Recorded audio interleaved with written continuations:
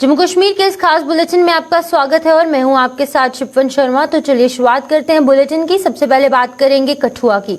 बता दें कि कठुआ में तरना नाले पर भारी वाहनों के लिए वैकल्पिक मार्ग के नजदीक दूसरे रास्ते का काम शुरू हो चुका है।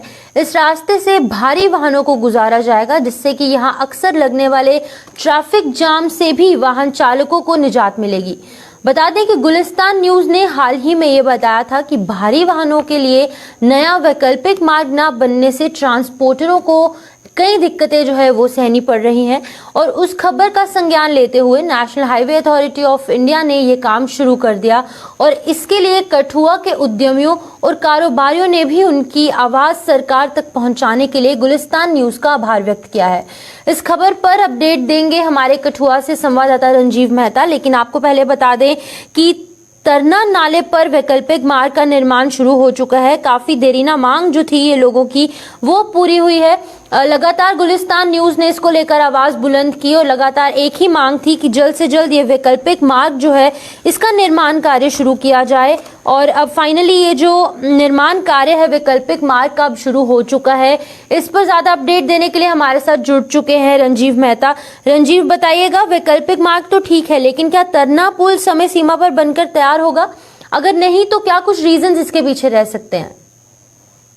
बिल्कुल शिपन, जिस तरह से आपको बताया जा रहा है कि पिछले 6 महीने से गत 19 जुलाई से में जो बाढ़ आई थी तरना नाले में, जम्मू पठानकोट हाईवे पर ये पड़ता है तरना नाला। यहाँ पर जो बाढ़ आई थी उसकी वजह से जो इसका पुल था, जो दूसरा पुल तो ध्वस्त कर दिया गया, उसकी जगह नए पुल का निर्माण शुरू किया गया है।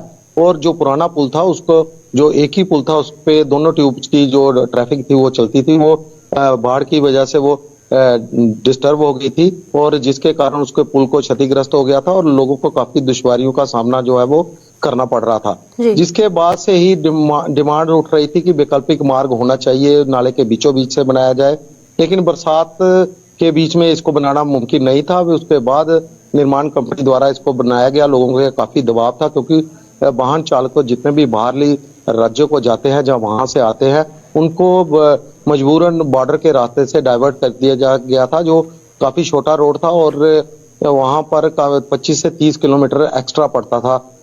जो सफर था वो तय करना पड़ता था वाहन चालकों को। तो इसी के चलते अब वैकल्पिक मार्ग बना। उसके बाद एक और उस पर से छोटी गाड़ियां गुजरने लगी, बड़ी गाड़ियों को बॉर्डर के रास्ते से ही गुजारा जाता था। लेकिन अब इंडस्ट्रियल एसोसिएशन हीरानगर के हस्तक्षेप के बाद ये अब एक और जो बड़े वाहनों के लिए एक वैकल्पिक मार्ग जो है उसका बनने का काम जो है वो शुरू हो चुका है। वाहनों का आना जाना भी शुरू हो चुका है। जैसे तस्वीरों में साफ तौर पर देखा जा सकता है कि वहां पर एक वाहन, जो बड़े बड़े हैवी वाहन है जो बाहर से आते हैं सामान लेकर, वो वहां से गुजर रहे हैं। और इसके लिए सारा श्रेय जो है वो इंडस्ट्रियल एसोसिएशन को जाता है। प्रधान राजकुमार शर्मा ने हमें आज जानकारी देते हुए बताया कि इसके लिए काफी जद्दोजहद करनी पड़ी, क्योंकि इंडस्ट्रीज के, औद्योगिक क्षेत्रों के इलाके के जो जितने भी लोग हैं, उनका भारी भरकम सामान जो बाहरी राज्यों से आता है उसको आने जाने में काफी दिक्कतें थी।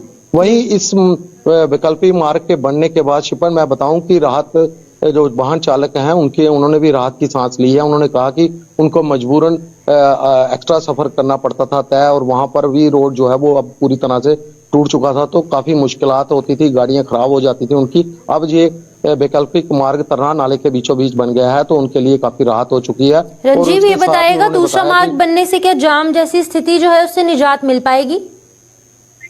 बिल्कुल, अब इसी रास्ते से दोनों तरफ वैकल्पिक मार्ग बन चुके हैं, जिसके कारण आने वाला ट्रैफिक और जाने वाला ट्रैफिक अलग अलग मार्ग से गुजरेगा, जिसके कारण जाम की स्थिति को काफी हद तक वो है वो नियंत्रण में किया जा सकेगा।